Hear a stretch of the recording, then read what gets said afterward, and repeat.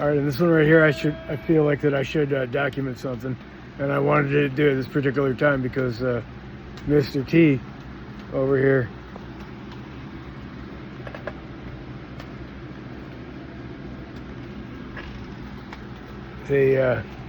he was like running around in his sleep.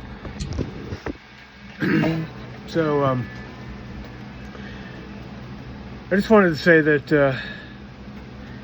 I feel like it's almost I need to make a public announcement in behalf of me, who I am a representative of a certain cohort called the baby boomers.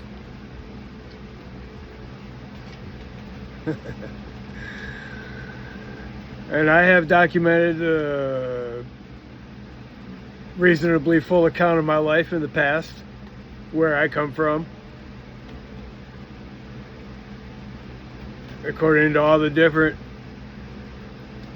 distinctions that a person can have. Talking about basic stuff and specific stuff. But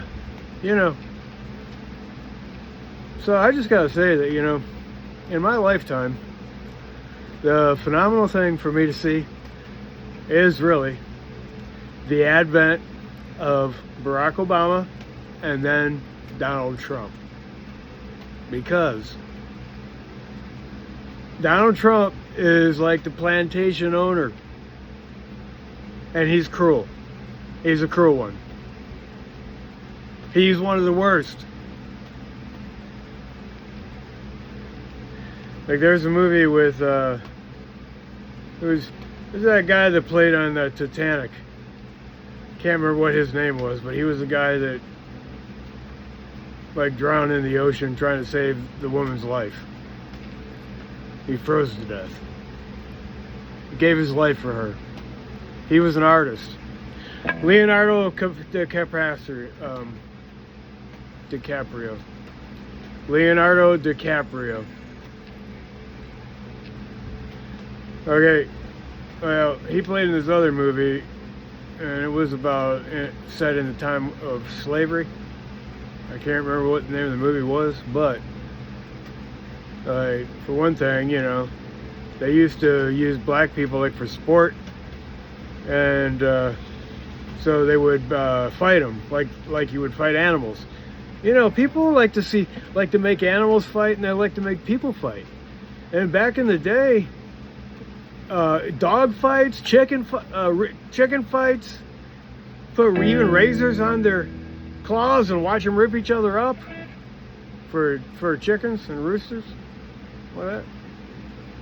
They made it illegal. People used to do it and watch the chicken fights and everything, and the dog fights, and that's where in Florida it lasted a long time, having dogs fight each other. And they use little dogs. That's why I couldn't get rid of all my dogs, because they could be used in kind of as bait. That's why I had to keep all 21 of my dogs when Debbie kind of bailed on me. She was one that had, multiple personality disorder. Well, anyway, I ended up keeping all them dogs. 21 dogs that grew into big dogs. Charlie Maximus included. Yeah. I used to give them a garbage can full of butcher scrap a day. You should have seen the vultures flying. I think that's when the cops started zoning in on me. I don't know. Probably all them vultures in the sky. I'm just saying.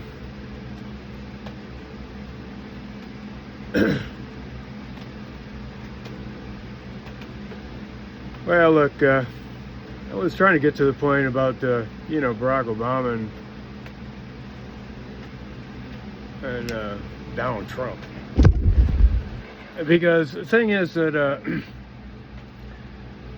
I think John F. Kennedy and Barack Obama were the two greatest presidents of my lifetime.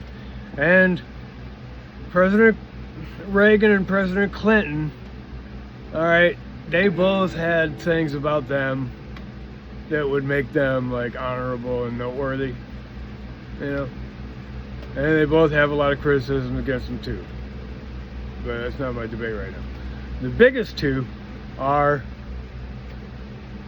Barack Obama, because he's the first black president, for one thing, point number one. Point number two, he carried with him the authentic spirit. He knew what he was. No matter how polished he was, no matter how he learned to jump through the hoops that all basically, you know, hoop jumpers got to jump through. All right? So if you want to call him a hoop jumper, well, every one of the presidents is a hoop jumper. Still, his first black man. And he carried with him, you see, blues goes deep with me. So, if a person goes down to the blues and they understand blues music, and if they can feel the blues in their heart and they know that this is something that's actually like real, all right, it's like the purple part of your heart down there. All right, look, you know, your heart's about as big as your fist only, actually. There's a little bit over more on the left. So my heart's like right here, but I guess. Look, man, I hate to say it. That's why people that know how to kill each other by stabbing them with a sword in the chest, they know which side the heart's on. I'm just saying. And that is a metaphor. No, that's a reality. But it's also, that's a legend, metaphor, myth, whatever you want to call it, as a truth that replays itself throughout history. I'm talking about being stabbed in the chest, and the person stabbed in the chest knows which side of your heart is actually on.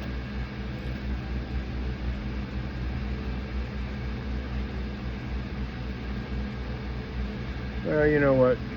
That's an evil thing. I try to walk away from that kind of stuff. Put it behind me. If it's ever happened to you, okay, you might have a little bit of feeling a little bit about it. And I'm just saying that, look, the black man got stabbed in the heart, all right? Plenty of times. And the white man knew which side the heart was on. Black man had to suffer through a lot of stuff. All right, all the way from being captured, taken away from their family, all the way down to being slaves, all the way down to being put in the hot box for your punishment. Wish I could remember that movie that Leonardo DiCaprio was in. But, you know, the guy in the movie was like a sniper, and he got people for reward. He was like a marshal. Maybe he was a marshal. And he got people from reward. And they had special powers. You know, he had license to kill. And he'd take people out. And I can't remember exactly how that movie went on, but it's set in the time of slavery. And it is an important movie that should be watched. And Leonardo DiCaprio was in it.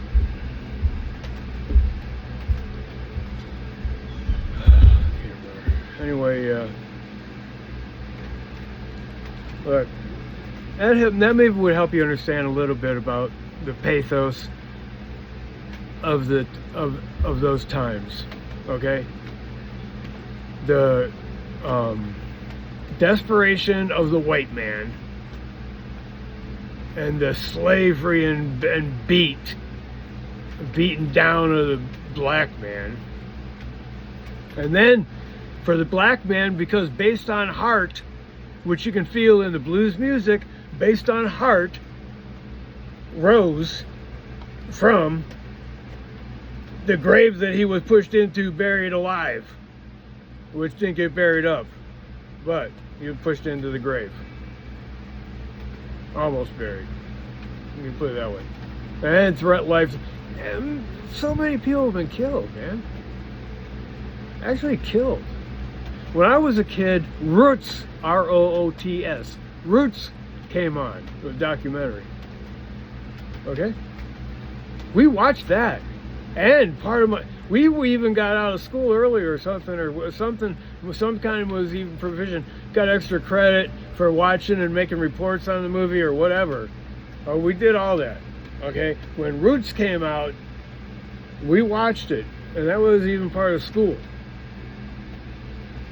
And I think it should be mandatory watching for now on. Even since this is a long time ago when I was in school. Long time ago. Okay? I'm talking about like maybe 70s or 80s. I was born in 62. 70s or 80s.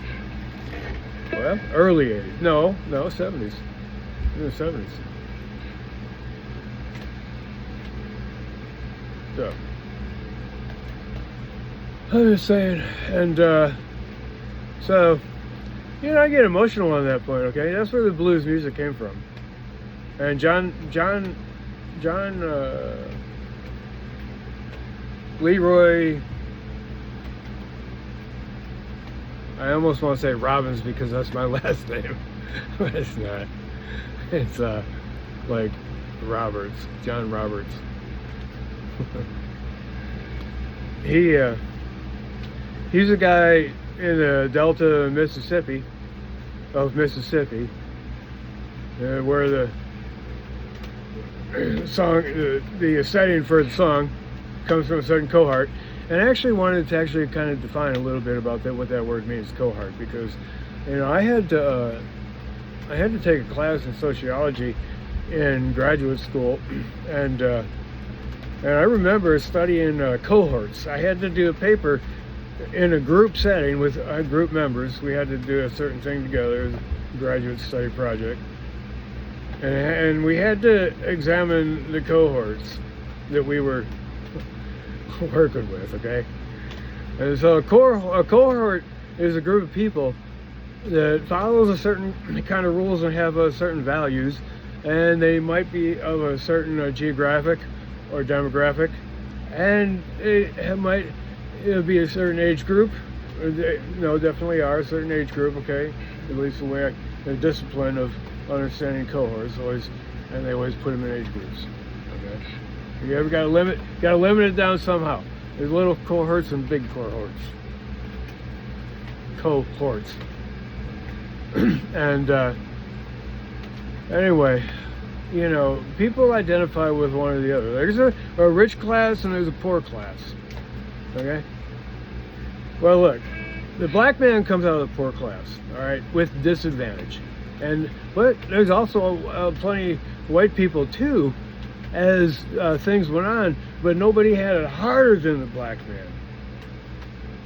I mean, being captured as slaves, you don't get any harder than that. And treated like, you know, cattle or livestock or whatever, don't get any harder than that. And when you understand life from that perspective, like, look, you imagine yourself, okay, in your situation right now, what if you had to look through them eyes of a person that disadvantaged, okay? What if you, instead of being a little kid of a white family, middle class or whatever, okay, were down into the level of a little black girl or a little black boy, 2-3 years old, and you're learning how things are because you've seen your mama come out of the hot box for being bad. Or you see your dad whipped like a beast of burden that ain't doing right in the field. Whipped harder because he should know more. Okay. All right, that's the oppression that you stand against. In life, I'm just saying that, okay, look, let's elevate that to a mythology, okay? Let's make that into something like to the great scale of a mythology, because that's how you should understand mythology. The mythology is the power behind the reality, and we see what that reality is. So let's not forget that. We call that a mythology.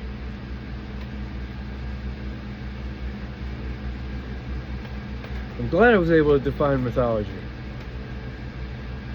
because sometimes it don't have a good name, and the people don't actually know the power behind the mythology. It's like the power embedded in the blues music. Okay, the blues music is also a mythology. See, all the different levels of music, they are all their own mythology. They are their own cohort. You join that group or you don't join that group, or that cohort can be a little tiny piece in something else. Maybe people have different evaluations of things. But, all right, the way I look at it, when I go deep, okay, music is like pounding on me. And it means something. It means a lot, just as much as the English language or any other language that you can talk. And it's called music. It's its own language. Okay? And that language is universal. And the blues beat and the blues music, okay, that comes down from the level of the grave with a V. And everything that's like really kind of like really deep has a V. Love has a V. The grave has a V. And I was thinking of another word that has a V in it. I just can't remember right now, but I was thinking about it earlier today.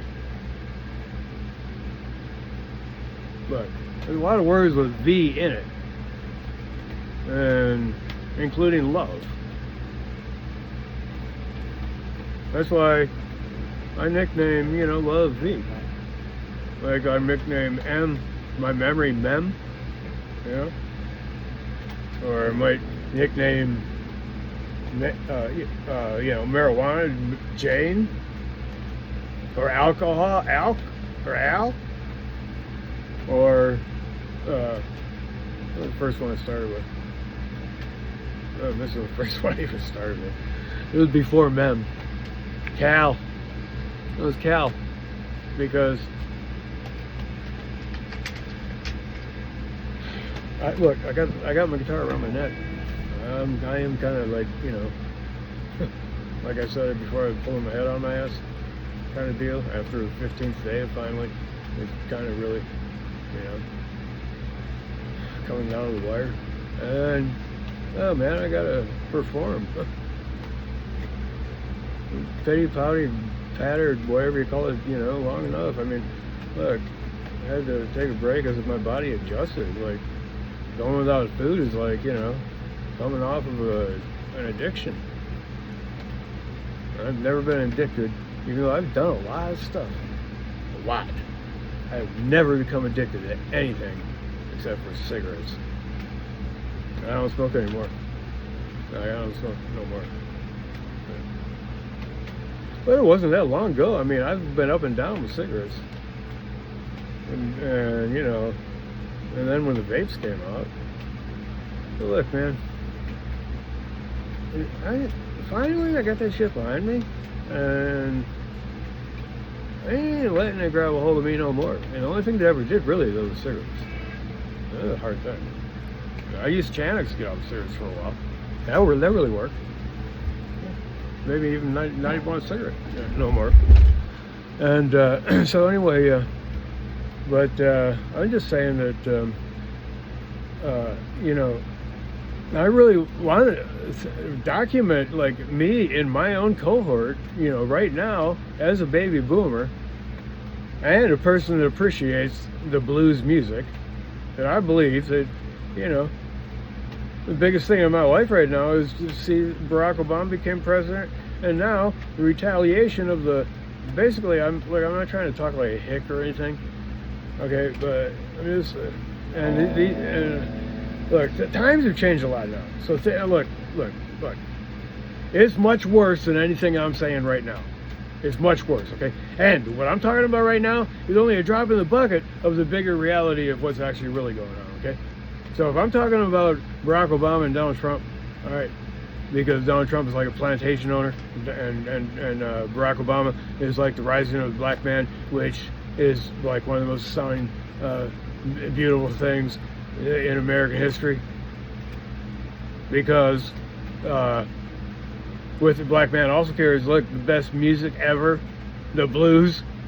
The blues is responsible for, okay, I was going to mention John Robinson, because that's the guy at the crossroads.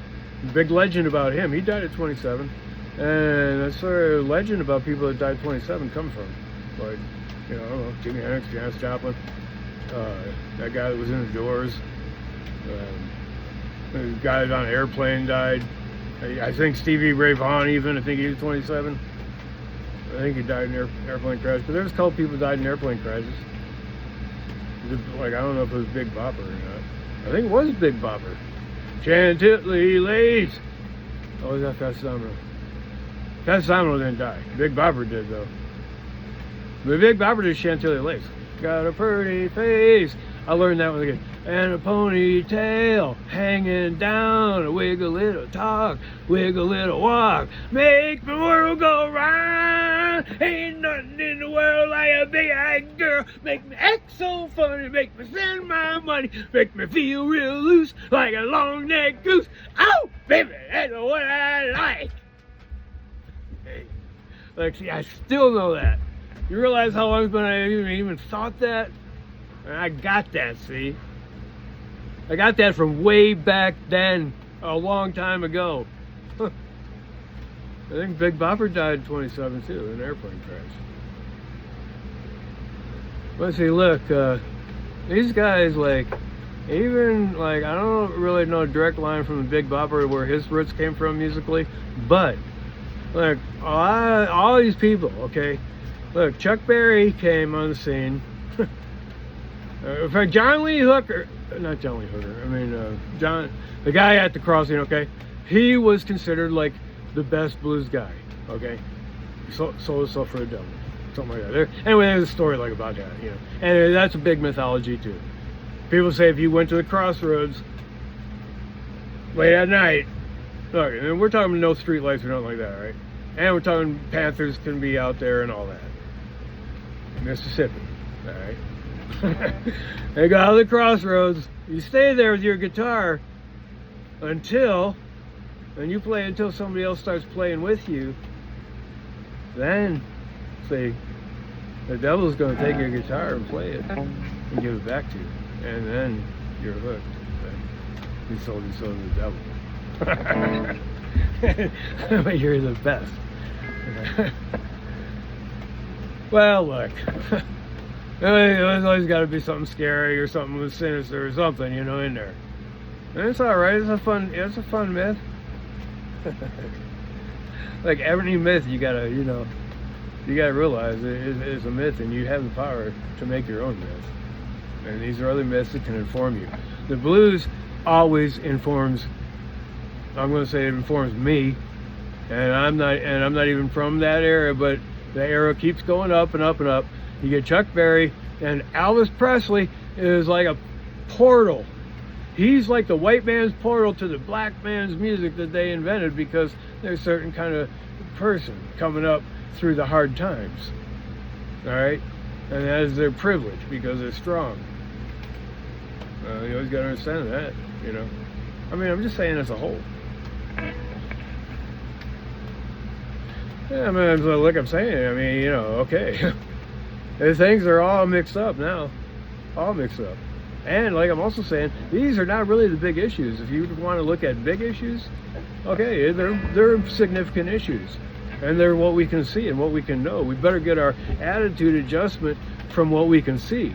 But there's a heck of a lot of bigger issues than that in the world we live in. And they ain't got nothing to do with really basically skin color anymore. All right, well, look, I wanted to really document this because this is, I'm part of this cohort of baby boomers, and this is what I see. So I think, you know, I'm making these videos. I think, so right now I should just go ahead and make this one about, you know, what I see and what I learned. I'll tell you another thing, the reason about Barack Obama. See, he brought the blues into the White House, and he did a special thing, and he had them come in and to just nothing but the blues, a celebration of the blues. Okay, nobody else ever did that before him. When I think about it, I'm thinking now, like if he didn't do that, he would have had his head up his ass. But he never had his head up his ass. He came into a hard job, and he performed it actually very, very good under the circumstances. Nobody came into office with a harder situation that hit him right as soon as they came into office than Barack Obama. And then Trump even tried to like capitalize on the good things that he did, how Obama got everything actually working good, and then Trump lived off of that. But of course, you know, he's trying to fill the pockets of everybody else who is rich, well, just like him. He's plantation man.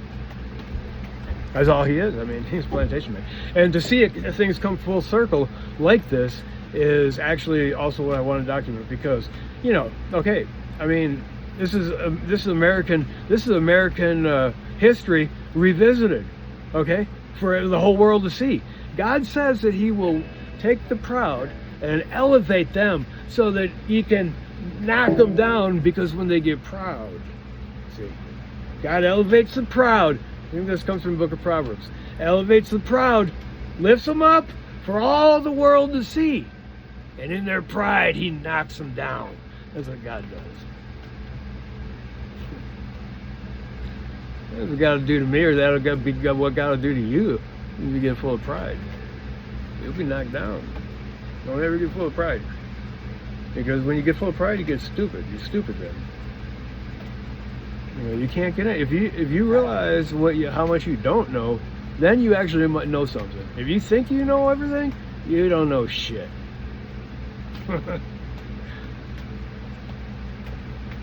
Look, man, let that be a, I don't know if the word is like motif, but like an emotion that rolls like the river inside the river of your mind.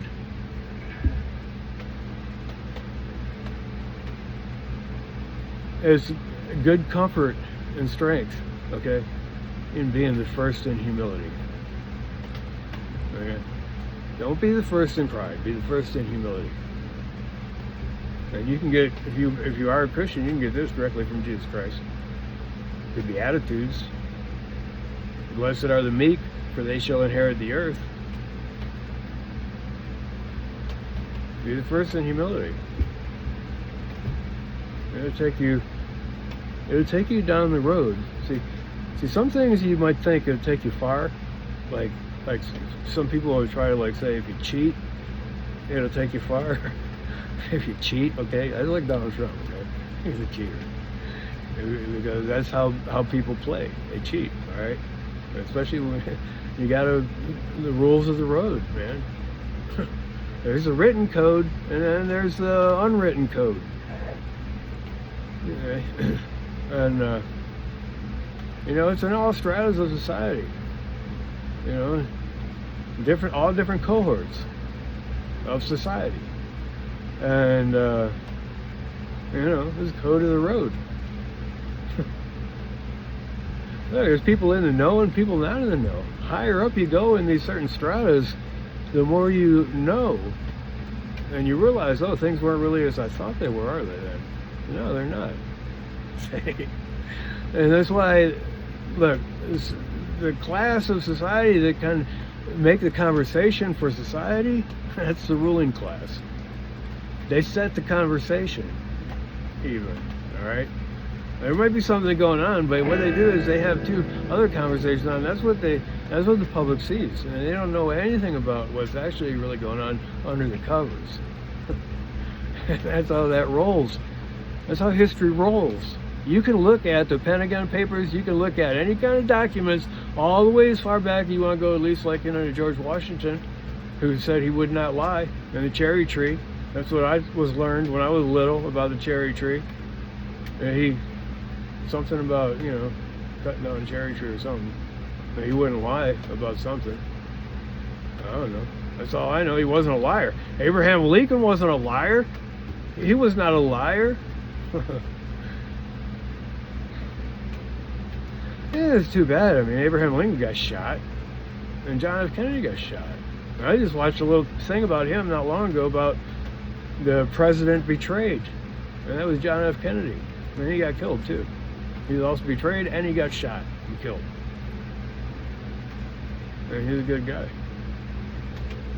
Best president of my lifetime, and he was in when I was just a little baby. And then after him, we got Barack Obama, another very, very good president, who I elevate in a class higher than Clinton or Reagan or anybody else. Anyway, there ain't really any two that I would even consider besides Clinton and Reagan. But, and that's Republican and Republican, Democrat and Republican. All right, Reagan was a Republican, Clinton was a Democrat. All right, Obama is a Democrat, and Trump is Republican. And now the pendulum swings, you know. Okay, now it's swung over to Trump, you know. The rich people really are ruling, man. I'm telling you, Democrats are for the poor people and Republicans for the rich people. It's just how it goes. It's trickle-down economics never changed. All right, the rich give to the poor, and if the rich put the rich in charge, then they'll do good. They'll make jobs for the poor. I mean, that's philosophy. And but you know, Democrats, you know, of course they went through transitions. You know, Democrats used to be what the Republicans are, and the Republicans used to be what the Democrats are. They kind of flip-flopped in their beliefs. But now the Republicans, I mean the Democrats, they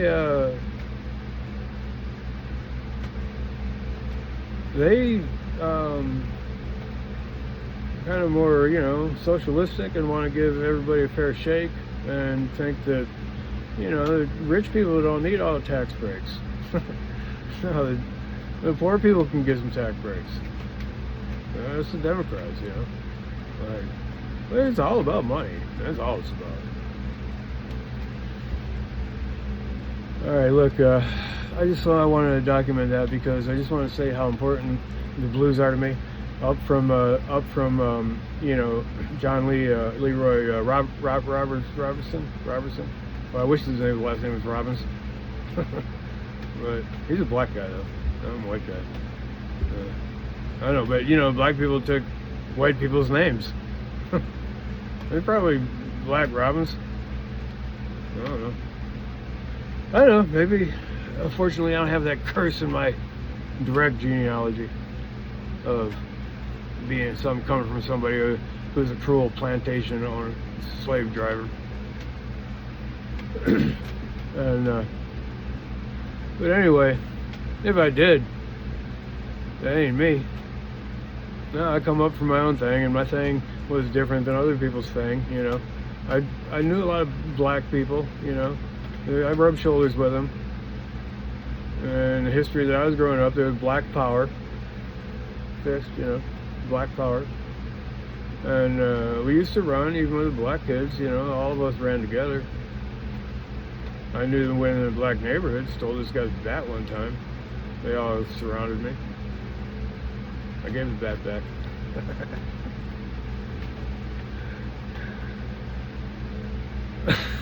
we were riding bikes, man. I don't know. I don't think I took the bat. I didn't remember who took the bat. We passed the bat off though, you know. Grabbed this guy with his mail route. He ain't carried a bat with him. And somebody took his bat. But before you know it, man, we were surrounded by a bunch of black people. He was black. Well, look, any killers around. Anyway, so, you know, I don't know. I mean, I grew up in Gary, Indiana. A lot of black people in Gary. And the blues came from Chicago. I mean, that's where everybody went, Chicago. From Mississippi and all that, they all went to Chicago. Okay? A lot of shit happened in Chicago. People holding up banks and machine guns and all that. Alcohol, cocaine, marijuana, all that. Chicago. And Gary had the highest murder rate. I mean, look, I lived there that's where my dad lived in Dorothy.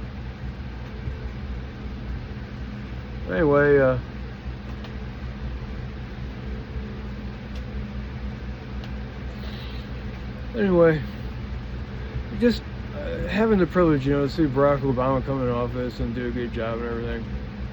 And he did a really good job as far as the humor side of it too.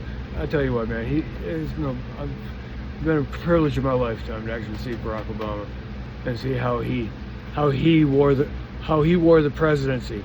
Just like when that lady came to Jesus, touching the hem of Jesus' garments, it wasn't about any tassel hanging or anything like that. It's about how Jesus wore his garments. See, as if she could touch Jesus. But if I can just touch the hem of his garment, okay? It's how Jesus wore it. That's what made it magical. How Jesus wore his clothes. No, it's the person under the garment, in the garment. It's not the tassel.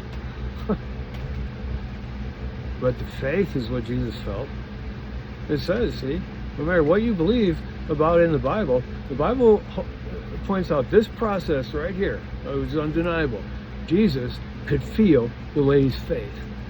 Okay? Like, if they made up the whole Bible or whatever, well, if they made that up, it's like I said before, if you make up a word, you'll have it. That's what my mom is saying too. You'll have it as you will.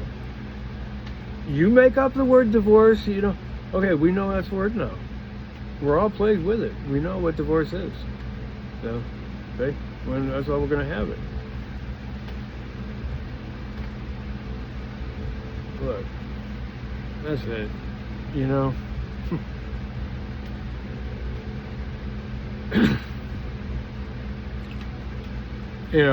We're just hopefully getting better. And hopefully we can, but it's up for debate whether we do or not. Like, I don't know what's going to happen after Trump.